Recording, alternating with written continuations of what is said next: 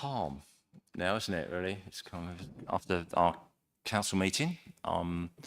We now need to pull things together, our special cabinet meeting on 20th November 2025. So welcome to those people that are here in the chamber. Thank you for that. I'll read out the instructions. A welcome to special meeting of the Cabinet. The Cabinet is part of the Council responsible for most day-to-day decisions. It is chaired by the leader, who is elected by the Council, and that's me, Alan Baldock. The other Cabinet members as follows: Mike Sole, Deputy Leader. He's not here tonight. He's for Finance. Councillor Castle is Cabinet Member for Property and IT. Councillor Hazelton, Cabinet Member for Housing. Councillor Dawkins, Cabinet Member for the Environment and Climate Change.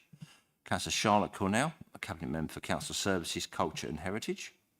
Councillor Chris Cornell, Cabinet Member for Economic Development and Inclusion, and is also the Coastal Towns Champion. Councillor Ricketts, Cabinet Member for Tourism, Transport, Performance and Oversight, and Rural Champion. And Councillor Nolan, Community Engagement, Safety and Enforcement.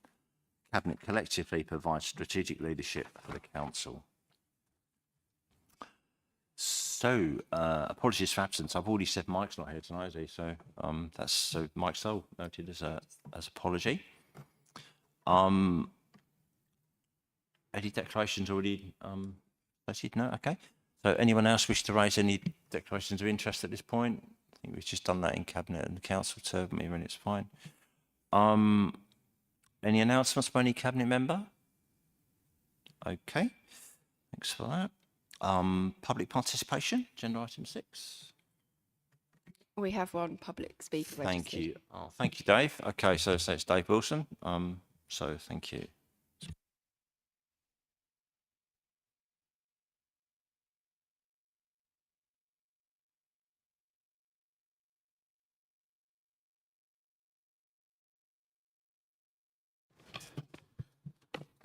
Thanks, everybody. Good evening. Just for the audio record, I'm Dave Wilson. I'm speaking on behalf of the Campaign for Democracy in Canterbury District, that's CDCD. So now you've made your choice of preferred option for the Unitary Council.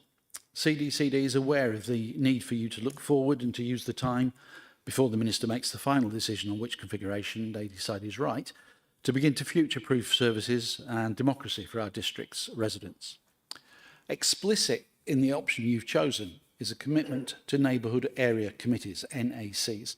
That's set out on pages 176 to 183 of the options paper in response to criteria 6A and 6B concerning stronger community engagement and neighbourhood empowerment. So that option that you've chosen states that NACs are, and I'll quote, what they do is they integrate town and parish councils, statutory services and community groups. They are, and again I'll quote, I'm going to quote quite a lot, I'm not going to keep saying I've done it. They are an irreplaceable platform which allows representation to be sustained through the disruption and change of LGR. Furthermore, quote, no other level of civic engagement can match their capacity to help towns and villages retain their distinct identity.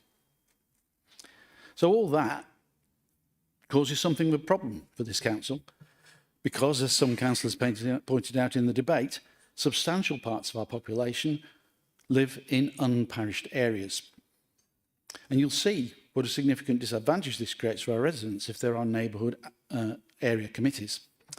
The clearly stated expectation of the option you now support is that parish and town councils will, among other things, take on levels of responsibility in decision making. They will connect residents with their council, and they will provide an effective platform to communicate local perspectives to strategic forums in the new unitary and other statutory partners.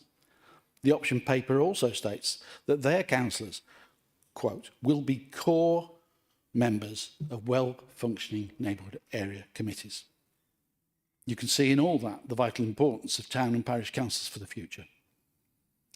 All this supports CDC's call for the urgent implementation of a community governance review in order to meet the challenges of the option that you've chosen tonight. Thus far, you've been taking decisions about town councils in the absence of any really solid facts in relation to local government reorganisation. So you need a CGR in order to provide the data and allow us all to meet the significant challenges posed by local government reorganisation. To sum up, we have a vacuum where a critical component of future democratic engagement ought to be. Town and parish councils are expressly stated in the options paper to be essential during the transition phase of local government reorganisation, not only afterwards.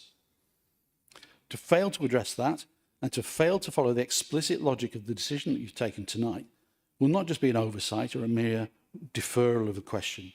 It will be a failure which causes tangible and preventable damage to the rights of our residents. And I can say so on a more personal level, I know you guys, I know you want to do the best for your residents. But to neglect to take this forward, to neglect to actually give the opportunity to people to say whether they want the same representation in the urban areas as the rest of the district and every other part of East Kent is really a deficiency you can't afford to pursue. So you've still got time to do something about this before the new unitary is formed. CDCD urges you to do so. Thanks very much. Thank you, Dave. Your points are well noted, and we know from previous conversations and previous times at council as well. So thank you for that.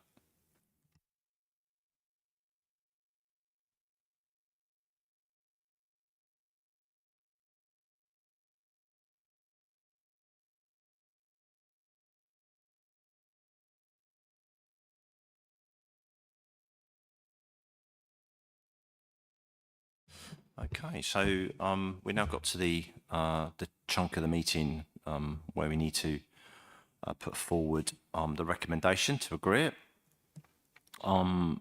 Does anybody want to say anything or do anything about the meeting? I think we personally feel quite comfortable about that. So with that, then a recommendation. The cabinet identifies. The wording is just outline recommendation, is it? We need that bit there. The resolution, On the which bit is there. here, so it'll be 4D. Yeah. You're proposing now that they accept 4D. If that's Yeah, what cool. you're Put that on there. wanting to do. Okay, that's fine.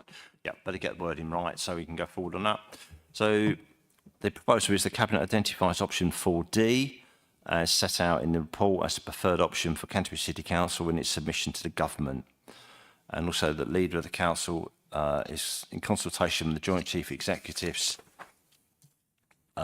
is given delegated authority to A, act on behalf of the council in submitting the final proposal and submitting supporting information, adds the signatures to the final report as endorsed of the business case and preferred option, make minor changes and amendments to the final business case as published with the agenda, that this does not create material changes that could influence the decision of the cabinet, and continue working with other Kent and Medway council leaders and chief officers on the procurement of strategic direction of a strategic partner for phases 3 and 4 of the report. Okay, I think that's Just need a second, Chair. that's as it is. Can I somebody to second that, please?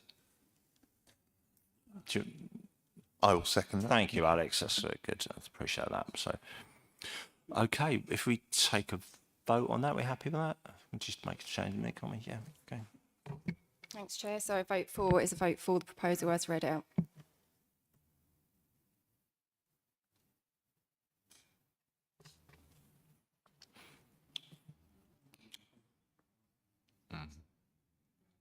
And that's carried unanimously, Chair. Yeah, thanks for that. Appreciate that. Okay.